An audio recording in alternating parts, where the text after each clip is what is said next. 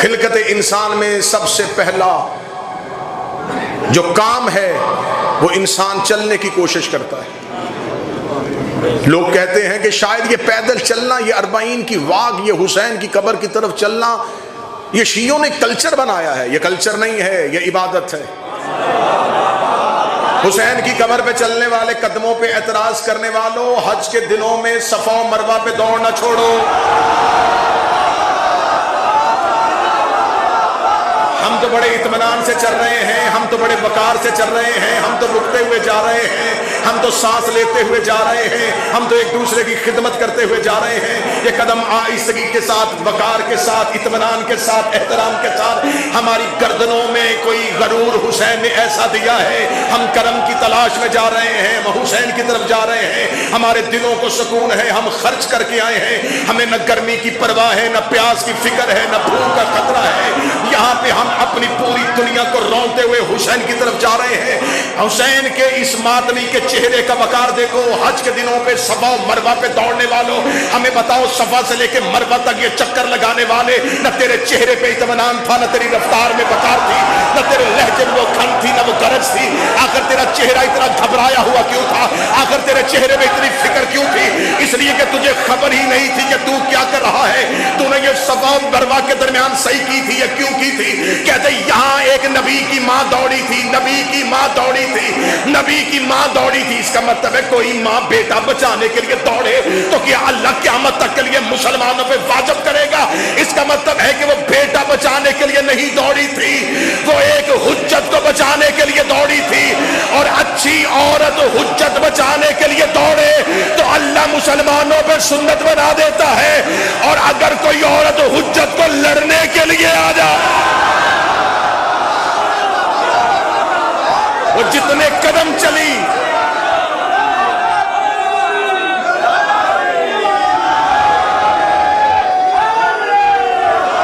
اس نے صرف ایک اسماعیل بچایا۔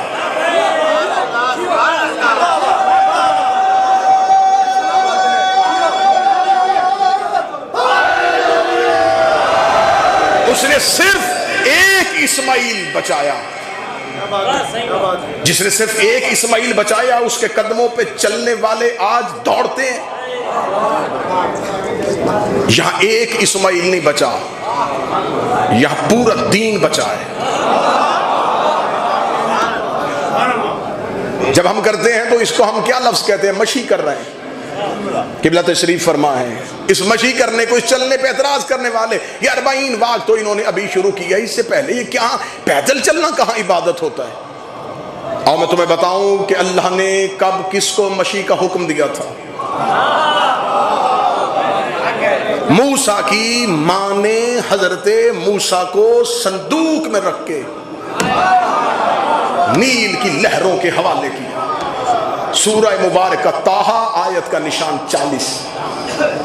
جو ہی حضرت موسیٰ کی ماں نے صندوق میں رکھ کے بیٹا لہروں کے حوالے کیا، خدا کہتا ہوا اِذ تمشیٰ اختک کا، پھر یاد کر موسیٰ جب تیری بہن نے مشی کی تھی۔ قرآن میں لفظ مشی استعمال ہو رہا ہے، خدا کہہ رہا ہے موسیٰ تیری بہن چلی تھی، کس کے پیچھے؟ صندوق کے پیچھے۔ کون تھی؟ موسیٰ کی بہن۔ اس کا مطلب موسیٰ تھا اس دور کا نبی، اس دور کی حجت۔ حجت کی بہن صندوق کے پیچھے چلی اور دربار فرعون تک پہنچی، اور دربار فرعون میں جا کے حضرت موسیٰ کی بہن نے حضرت موسیٰ کا تعارف نہیں کروایا، بلکہ بتایا کہ میں ایک ایسی خاتون کو جانتی ہوں، تو میری طرف کیجئے گا، میں ایک ایسی خاتون کو جانتی ہوں، یہ بچہ جس کا دودھ پیے گا۔ میں پورا واقعہ نہیں پڑھنا چاہتا، اس کا مطلب ہے کہ حضرت موسیٰ کی بہن چند قدم چلی اور خدا کہتا ہے کہ اے موسیٰ تیری بہن نے مشی کی، تیری بہن چلی تھی۔ میرے مالک قرآن واقعات سنانے کے لیے نہیں آیا، قرآن نتیجے دینے کے لیے آیا ہے، قرآن ہدایت کرنے کے لیے آیا ہے۔ میرے مالک قیامت تک کے لیے قرآن پڑھا جائے گا تو کیا قیامت تک کے لیے پڑھنے والے قاریان قرآن، حافظان قرآن اس واقعے کو بطور واقعہ سمجھ کے پڑھیں گے کہ ایک بہن چلی تھی، وہ صندوق کے پیچھے چلی تھی؟ میرے مالک تو آیتیں ایسے نہیں بھیجتا، تو ایک ایک حرف ایسے نہیں اتارتا، تو نے اسے آیت بنا کے زمین پہ اتار دیا کہ موسیٰ کی بہن چلی تھی، موسیٰ کی بہن چلی تھی، کہاں تک گئی تھی؟ فرعون کے دربار تک گئی تھی، اور فرعون کے دربار کے اندر جا کے موسیٰ کی بہن نے حضرت موسیٰ کا تعارف نہیں کروایا تھا، صرف اتنا بتایا تھا کہ میں کیسی خاتون کو جانتی ہوں، یہ بچہ جس کا دودھ پیے گا، اس کا مطلب ہے کہ موسیٰ کی بہن چلی تھی، نہ بھائی کا تعارف کروا سکی تھی، نہ فرعون کو مسلمان کر سکی تھی، نہ بھائی کا تعارف کروا سکی تھی، نہ فرعون کے سامنے بول سکی تھی، وہ ڈرتی ہوئی دربار میں کھڑی ہوئی تھی، اور ڈرتی ہوئی کھڑی ہو کے موسیٰ کی بہن نے تعارف کروا کے کہہ دیا تھا کہ اس بچے کی ایسی خاتون کے بارے میں جانتی ہوں جس کا یہ دودھ پی لے گا، اور صرف حضرت موسیٰ کی زندگی بچانے کے لیے وہ بہن گھر سے نکل کے فرعون کے دربار تک گئی، اور خدا نے اس کی مشی کرنا، اس کا پیدل چلنا اللہ نے قرآن میں آیت بنا کے رکھ دیا۔ میرے مالک تو نے واقعہ لکھا ہے، فرمایا واقعہ نے لکھا، مجھے کسی مستور کی فضیلت بتانی ہے کہ موسیٰ کی بہن چند قدم چل کے فرعون کے دربار میں گئی، نہ موسیٰ کا تعارف کروایا، نہ فرعون کو تخت سے اتارا، لیکن جب زینب بنت علی کربلا سے چلتی ہوئی شام کے محل تک پہنچی تو اس وقت بھی سب سے بڑا فرعون تخت میں بیٹھا ہوا تھا، بی بی نے جا کے حسین کا تعارف بھی کروایا، یزید کا تعارف بھی کروایا، اور بی بی نے دربار میں کھڑی ہو کے کہا میں حسین کی بہن ہوں اور تیرے باپ کو میں جانتی ہوں۔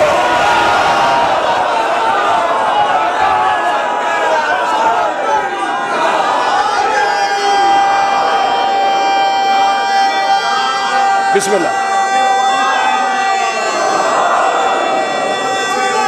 بسم اللہ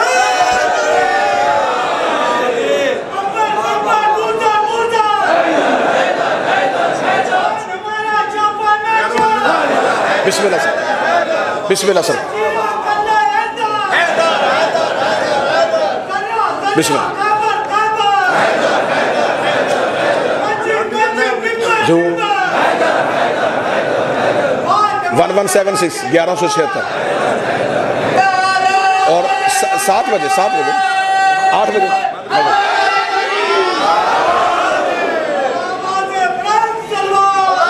اللہم صلی علی محمد وآل محمد۔ اور انشاءاللہ ایک ضروری اعلان، یہیں سے اسی رستے پہ چلتے ہوئے ایک منزل آئے گی، پول نمبر 1176 1176، موقب شہزادی ام البنین صلوات اللہ علیہ۔ میر صاحب وہاں خدمت کے لیے مامور ہیں، مالک ان کی خدمت کو قبول فرمائے، یہ سلسلہ ان کی نسلوں میں مسلسل فرمائے، ان کی نسلوں کو یہ اب میرا مالک یہ خدمت نصیب فرمائے۔ انشاءاللہ کل ٹھیک رات مغرب کے بعد 7:30 8 بجے کے قریب وہاں مجلس شروع ہو جائے گی اور وہاں بھی حاضری ہوگی۔ اب تمام احباب جو چلیں گے یہیں سے چلتے ہوئے اس منزل کی جانب جائیں گے، یا جو پہنچ چکے ان کو اطلاع دیں، انشاءاللہ کل وہاں پہ مجلس ہوگی۔ چلی موسیٰ کی بہن، لیکن موسیٰ کا تعارف نہیں کروایا، لیکن جب حسین کی بہن شام پہنچی، میں فضائل پڑھنے لگا ہوں، 2 ہستیوں نے شام میں جا کے خطبہ دیا، ایک حسین کی بہن، ایک حسین کا بیٹا۔ میں فضائل پڑھ رہا ہوں، ایک سید الساجدین اور ایک شہزادی زینب، 2 ہستیوں نے شام میں جا کے تقریر کی ہے، ایک حسین کی بہن اور ایک حسین کا بیٹا۔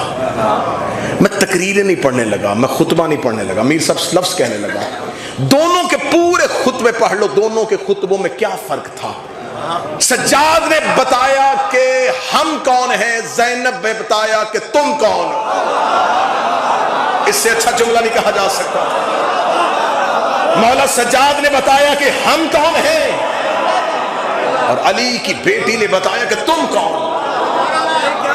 جاؤ جا کے دونوں خطبہ پڑھو۔ سید الساجدین نے اپنے خاندان کا تعارف کروایا، اور علی کی بیٹی نے یزید کے خاندان کا تعارف کروایا۔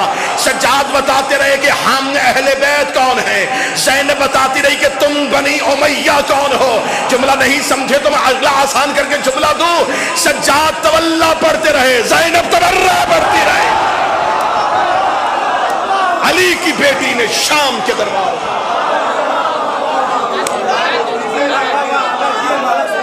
بسم اللہ سر،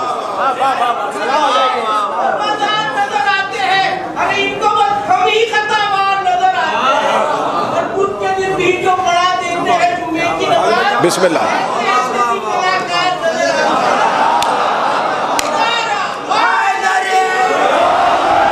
اور یہ شہزادی جو شام میں گئی، یہ بی بی ایک بہن بھائی کے ساتھ نہیں جا رہی. اتنا نہ گھٹایا جائے عالیہ کی محنت کو کہ ایک بہن تھی جو بھائی کے ساتھ چلی گئی تھی, بڑی محبت کرتی تھی. کربلا میں کردار عالیہ کا ہونا اتنا ضروری ہے جتنا قرآن میں سورہ حمد کا ہونا ضروری ہے. جو ہندوستان سے بیٹھے ہیں, جو اہل زبان ہیں, کربلا میں علی کی بیٹی کا ہونا اتنا ضروری ہے جتنا قرآن میں سورہ حمد کا ہونا ضروری ہے. جیسے سورہ حمد کے بغیر نماز نہیں ہوتی,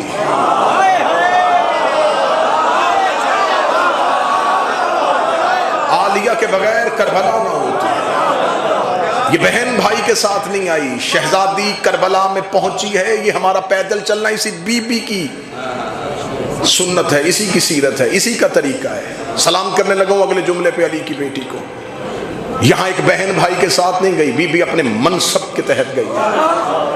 کیا منصب تھا علی کی بیٹی کے پاس, کس رشتے اور کس ناطے کے ساتھ کربلا میں گئی ہے.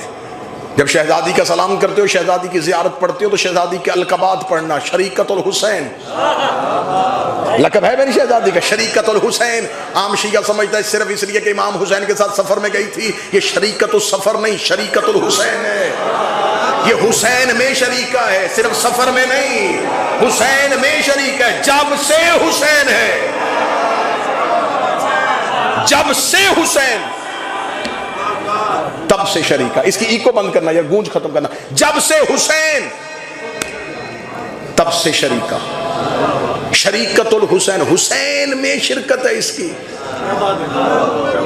تو میں زمانے کو بتاؤں کہ حسین 3 شعبان سے ہے.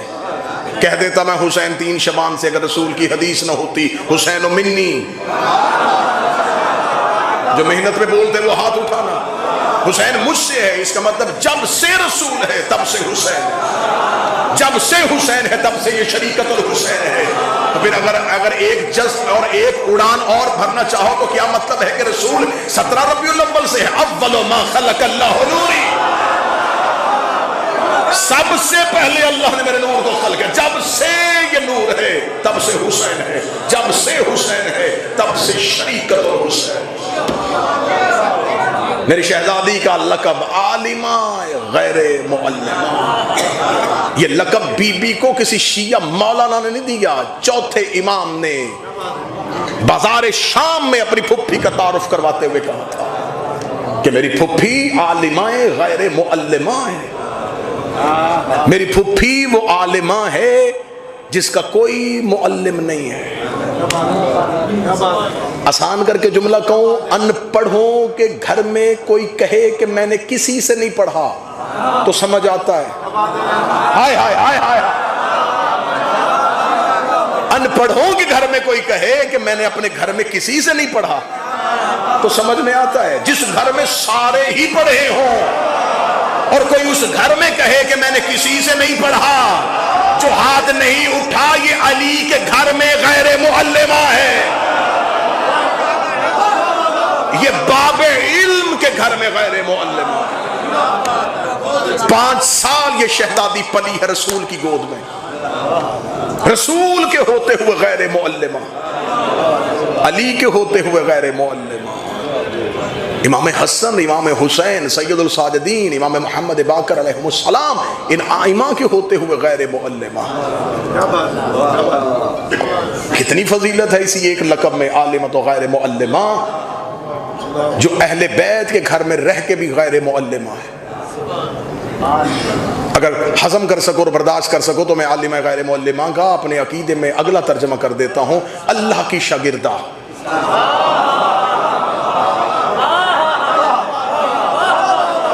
میں غیر معلمہ کے بعد میں کیا کہوں کہ جس کا کوئی بھی یہاں معلم نہیں ہے تو اس کا مطلب ہے اللہ کی شاگردہ.